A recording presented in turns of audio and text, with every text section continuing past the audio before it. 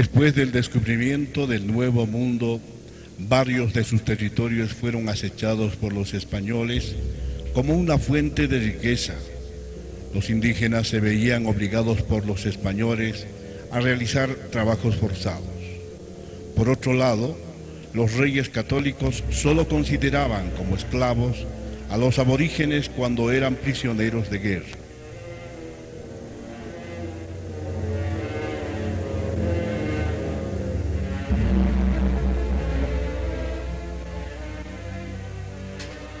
En aquella época, si bien se realizó una enorme explotación a los indígenas, también hubo defensores de estos, como es el caso de Fray Bartolomé de las Casas, quien decía: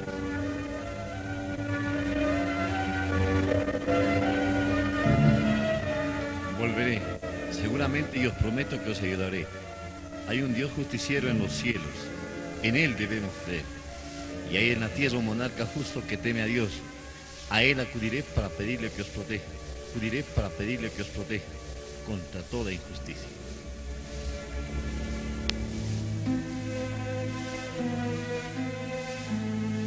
Los aventureros españoles, convencidos de la riqueza de las minas y de la fertilidad de las tierras descubiertas, proyectaron apropiarse de las riquezas y servirse luego de los indígenas para producir más.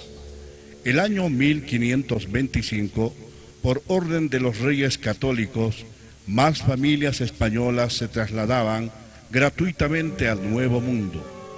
Luego de esto, empezó la terrible trata de negros.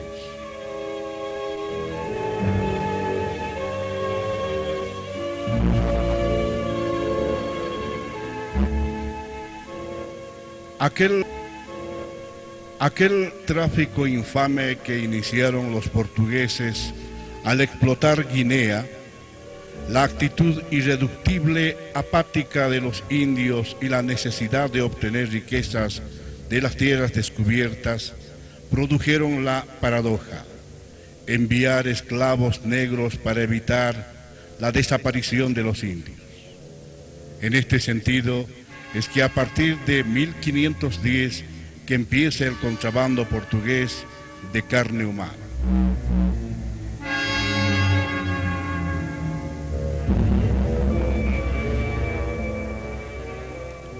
Para tener que transportarlos desde África hacia el Nuevo Mundo, existieron diversas rutas. Se han clasificado en el llamado tráfico triangular, mismo que funcionaba dentro de un cuadro transcontinental.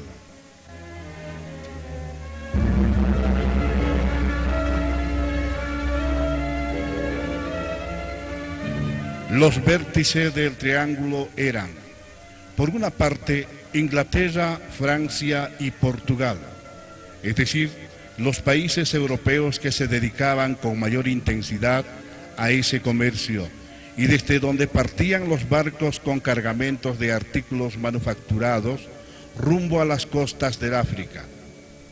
El segundo vértice se llegaba después de vencer una travesía en la cual los negros eran conducidos desde las costas africanas a las colonias del Nuevo Mundo. Finalmente, la tercera travesía era empleada en el transporte de los productos de las colonias a Europa: metales, azúcar, algodón, tabaco. En condiciones más o menos normales, la travesía se hacía en un total aproximado a 9 meses.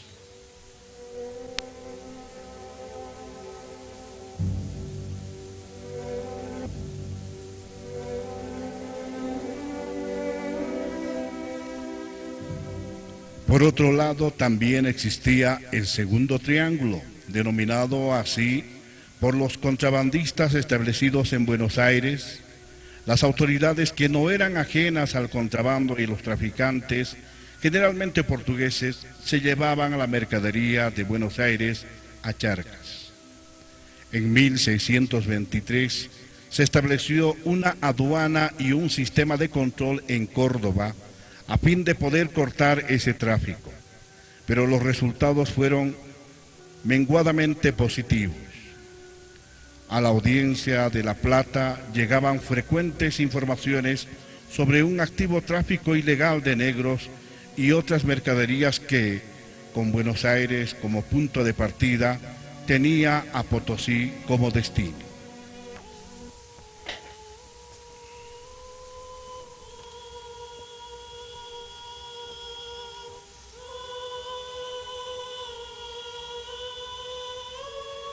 Sobre el tráfico de negros, el tiempo transcurrido desde la partida hasta la llegada duraba alrededor de 1 año y medio. Se otorgaba a los esclavos una ración diaria de harina, de maíz y de agua. Fue el alimento de aquellas jornadas interminables.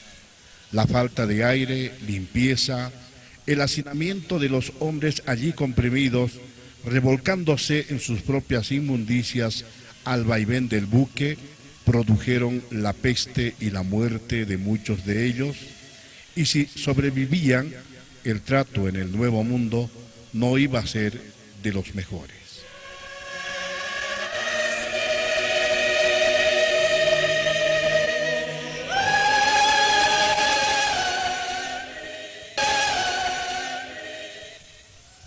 Para el mejoramiento de su aspecto, al negro se lo maquillaba con betún para ser llevados a los mercados o ferias de esclavos donde eran expuestos a la venta y hasta llegaban a ser marcados como ganado. Los precios de venta de los negros denominados piezas era variado. Para ofertar las piezas se tomaba en cuenta el estado físico, la edad y las habilidades que estos pudieran tener. Muchas transacciones variaban de pieza en pieza. Algunos eran vendidos a 525 pesos cada uno y otros, como Francisco Jiménez, maestro de hacer azúcar y barriles, cotizado en la transacción de 1.500 pesos. Además de variar el precio entre estas características, también se tomaba en cuenta el género, en donde las mujeres entre 10 y 20 años de edad tenían un costo de 472 pesos, mientras que el de los hombres solo llegaba a los 439 pesos.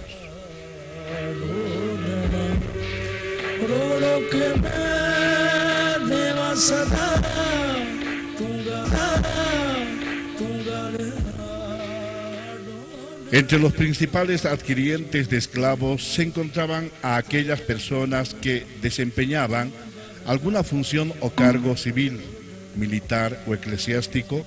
No siempre mencionaban en la escritura de la calidad oficial que insistían.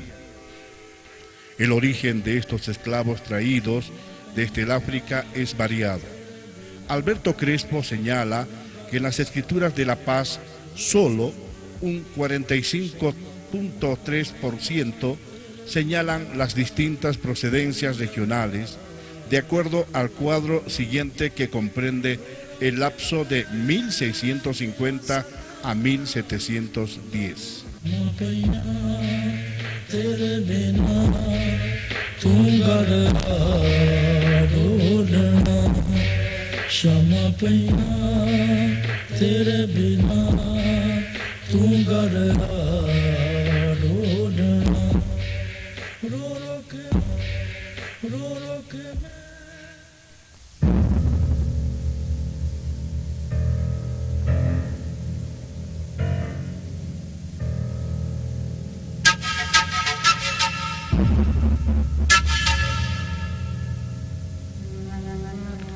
El negro en Potosí.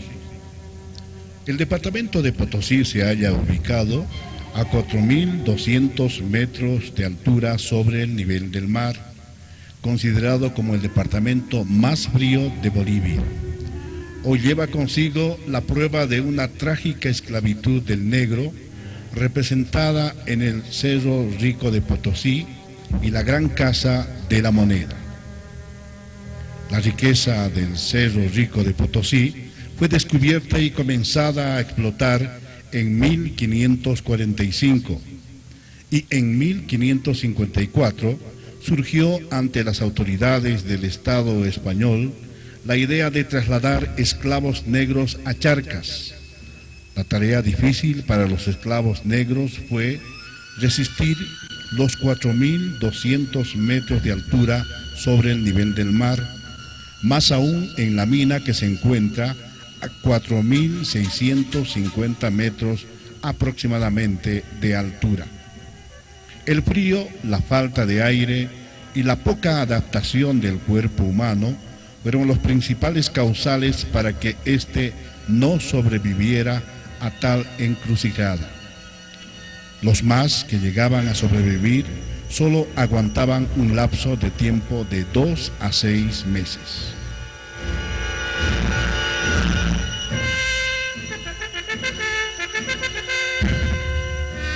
Trabajaban en las hornanzas como fundidores de plata y acuñadores de moneda en un número reducido, pero bajo un sistema de reclusión severa, tanto para evitar que al salir de la casa pudieran sacar consigo cantidades de metal, como para librar a la villa de los desmanes que cometían una vez sueltos en las calles.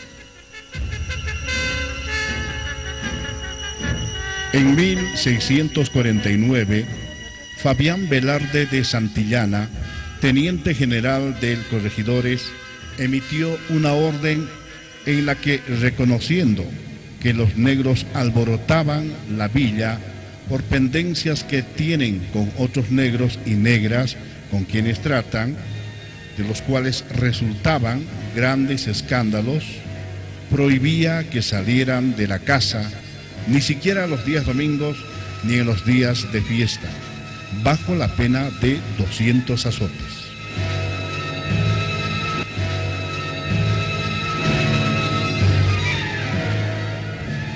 El trabajo mismo que se realizaba dentro de la Casa de la Moneda era muy forzado. La fundidora empleaba un número de 10 personas y requería una constante renovación de obreros porque los gases que emanaban del mercurio y el azogue mataban mucha gente. De la misma manera, la sala donde se encontraba el eje central que movía los engranajes de las laminadoras era la más fría, donde 20 hombres reemplazaron a 4 bestias. El trabajo diario duraba hasta 12 horas bajo una férrea vigilancia. Luego el esclavo se retiraba a descansar a las buhardillas, que eran sitios considerados menos fríos y se encontraban ubicados en el entretecho.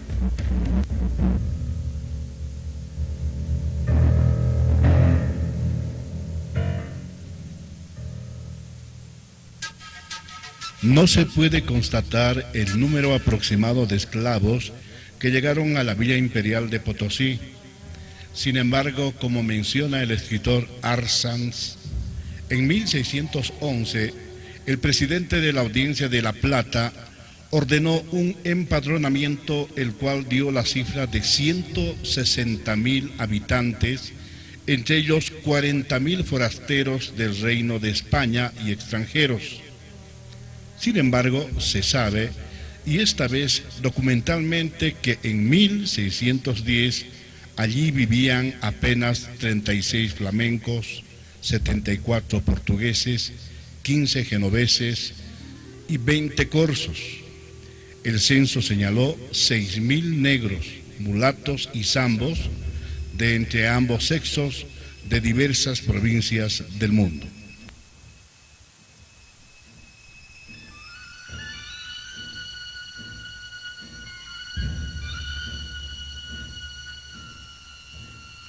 El negro, que había nacido y crecido bajo el caparazón de la selva africana, sucumbió bajo las terribles condiciones de trabajo.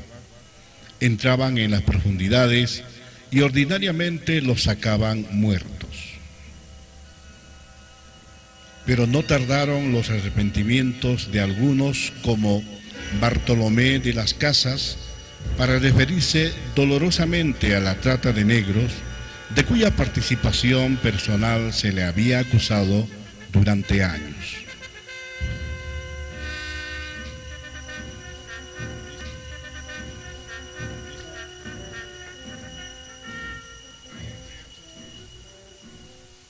Nada pesa más sobre mi corazón que el haber aconsejado llevar negros a las Indias occidentales para hacerlos trabajar en lugar de los indígenas.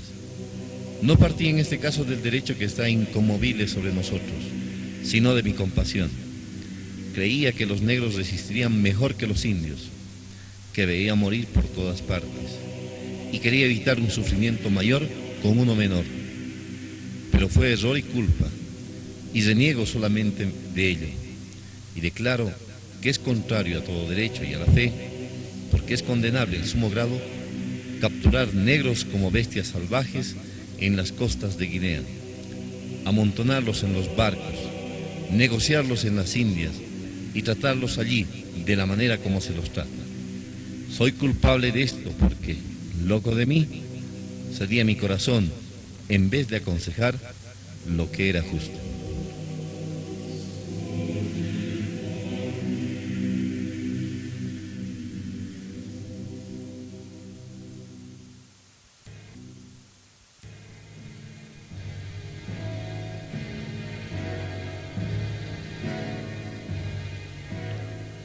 Los negros en Oruro. Cuando los negros fueron trasladados a Bolivia para el trabajo de la minería, hubo también un pequeño porcentaje que llegó a Oruro. Desde el Alto Perú existían más negros que los que existen hoy día. Por ejemplo, en una ciudad que me ha tocado estudiar en el siglo XVIII es Oruro, y en un censo de 1778 se dice: existen 220 negros, de los cuales 38 eran casados, obviamente 38 casadas, 41 solteros, 59 solteras, 31 niños y 22 niños. Y todos sabemos que ahora en Oruro no existe una población afro.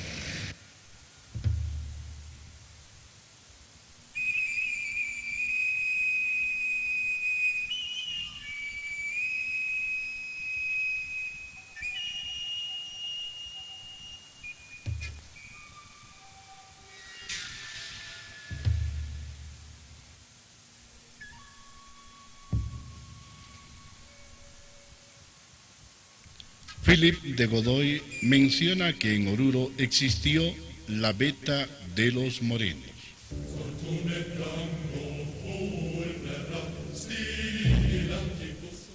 La llama de los morenos, por haberla registrado Antonio de Ulloa, negro, el cual traía labor en ella y la tiene puesta en 10 estados, y la veta descubierta con metal. Ello aproximadamente el año 1606.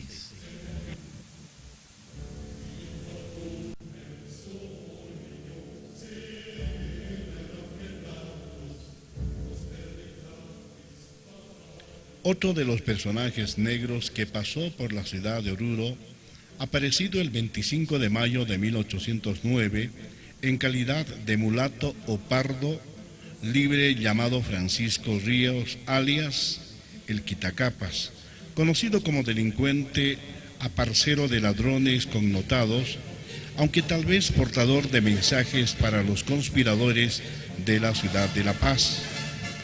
Este personaje es apresado en Oruro el 21 de julio de 1809 por ser hombre vago de notoria mala fama. Crespo señala que la prisión de Ríos en Oruro fue con las más feroces planchas de fierro en los pies.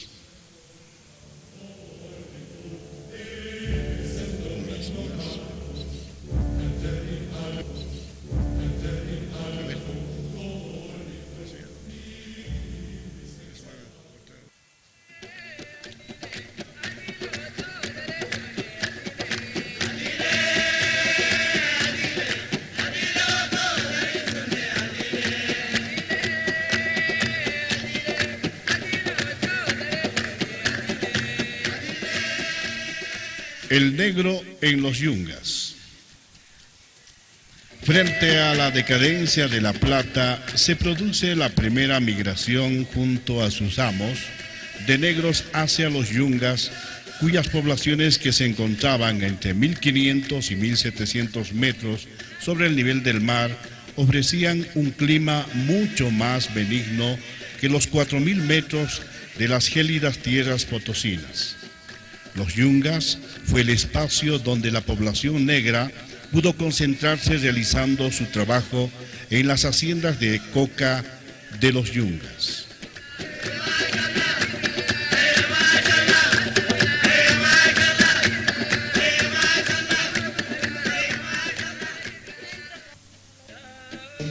Aparece, por ejemplo, Mungata, Chicaloma, las provincias, en una situación, les reitero, como esclavos de esas haciendas. A un principio la iglesia había visto la producción de coca como dañina, pero luego, al comprobarse que la coca era fundamental para el trabajo minero, se fomentó. Y entonces la élite paceña fue sobre todo de hacienda de coca, y muchos de los esclavos negros trabajaron en esas haciendas ya desde la época de la colonia. Pero muchos otros trabajaron como esclavos domésticos en las casas.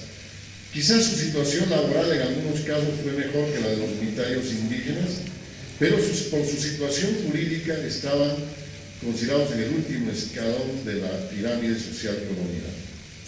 A diferencia de otros países hispanoamericanos, en Charcas no se afincaron muchos pobladores negros, pero sobre todo en las ciudades del Alto Perú existían más negros que lo que existen hoy día.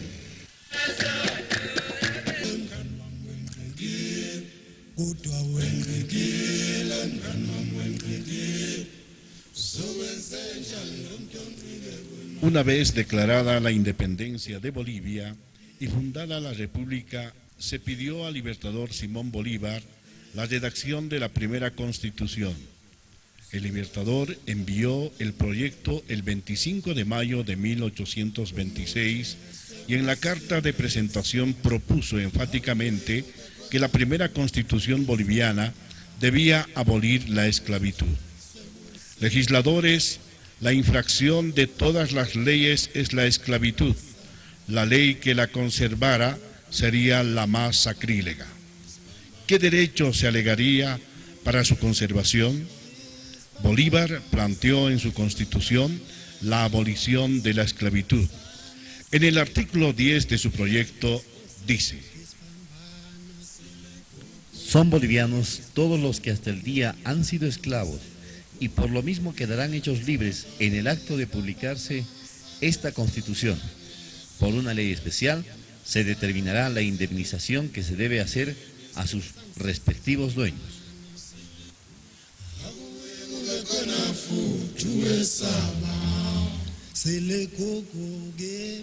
Como varios artículos de la Constitución bolivariana, los legisladores cambiaron el artículo de esta manera: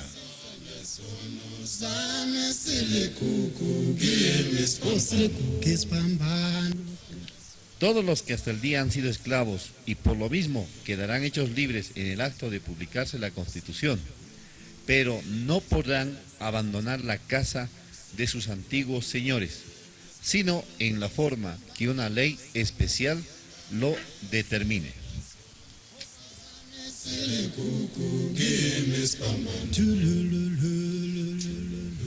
Los legisladores pusieron límites al proyecto de Bolívar y estableciendo una ley para que antes de esa ley no podrían abandonar la casa, y precisamente meses después se publicó la ley de 19 de diciembre de 1826, que al tratar de favorecer a los dueños, complicó la situación de la liberación, y que si bien confirma la libertad de los esclavos, los declara a estos deudores.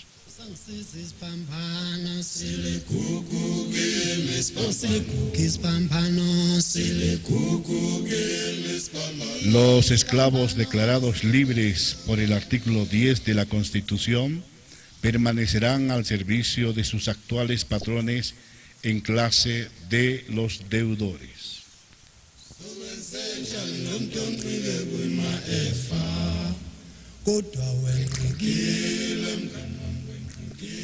Mientras que con su trabajo indemnicen su valor en el modo y forma definidos en esta ley, mientras no pague el esclavo el valor con el que el dueño lo había comprado, no podía liberarse.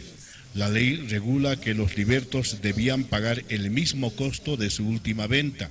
Se establece que el liberto empleado en servicios domésticos tenía el derecho sobre la comida, vestida y un abono de 30 pesos anuales sobre su deuda. Si era trabajador de minas podía descontarse 50 pesos. Los únicos que ya estaban exentos de pagar su valor y estaban libres de hecho eran los hombres mayores de 55 años y la mujer mayor de 50 años. Ni la Constitución ni esta ley pudieron conseguir el fin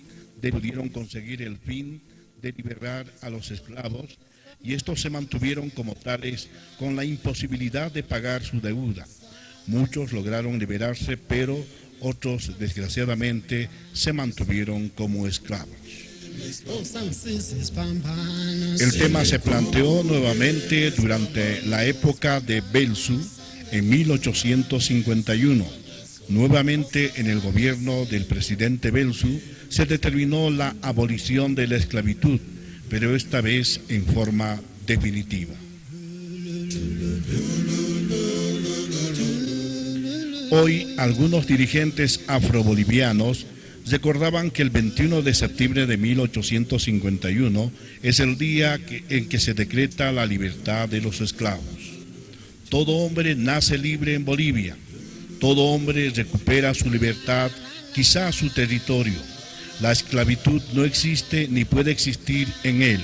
Sin embargo, aún en la época del presidente Belzu, los dueños presionaron y lo obligaron a dictar la ley del 23 de diciembre de 1851, que establece nuevamente el pago de indemnización por los esclavos declarados libres, restableciendo la ley de septiembre de 1826. Esto produce una gran migración en todas las ciudades.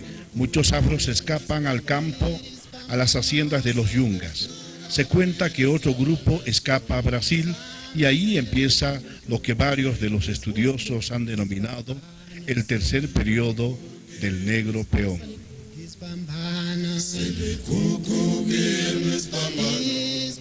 Para muchos negros ancianos, cuando uno rescata la tradición oral, el siguiente periodo viene a ser ya el más importante, el que podríamos llamar el negro campesino, el que empieza con la reforma agraria en 1953. La reforma agraria, como sabemos, no llegó a muchos lugares, pero sí llegó a los yungas, hecho que los convierte en personas independientes económicamente. Las grandes haciendas fueron distribuidas y esto permitió que poco a poco la familia negra recibiera la tierra y con ello establecerse.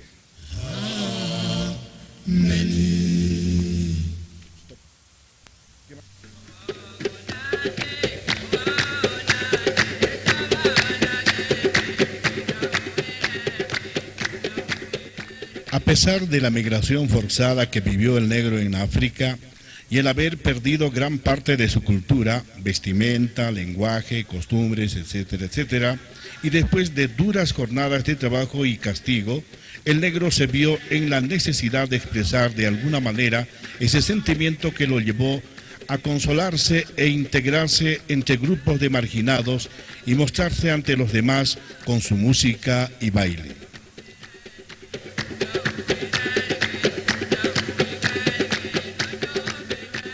Las diversiones de los negros bozales son las más bárbaras y groseras que se pueden imaginar. Los sonidos altos de la música se producían con una descarnada quijada de asno y su dentadura floja, rasgada con un hueso o un pedazo de madera, eran tan fastidiosas y desagradables que provocaban tapar los oídos.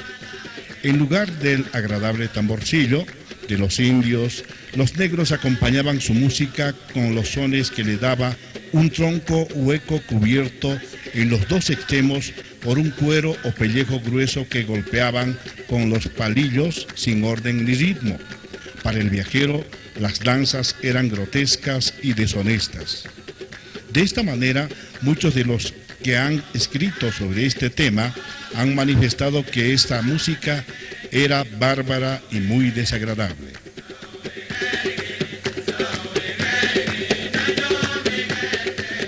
Y es así que se ven reflejadas las diferentes opiniones acerca de la música de negros, que para aquella época fue considerada incivilizada. Actualmente la música del negro se ve reflejada en los afrobolivianos de los yungas. La integración con la colectividad boliviana ha hecho que estos practiquen su propia cultura y música.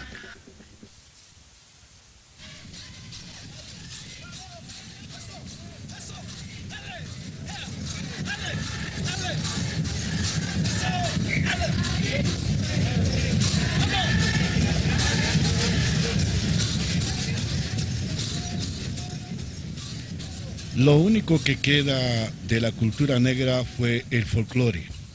Asimismo, consideran que la saya es la expresión que conserva parte de nuestras antiguas tradiciones, que toca las fibras profundas de la raíz africana con la genealogía de nuestras manifestaciones culturales.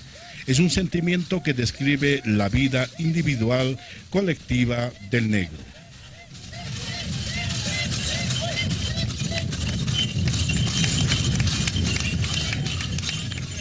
La actual música de los afrobolivianos es el de reafirmar su identidad por medio de su música y cantos, que es la saya de los yungas y parte de la ciudad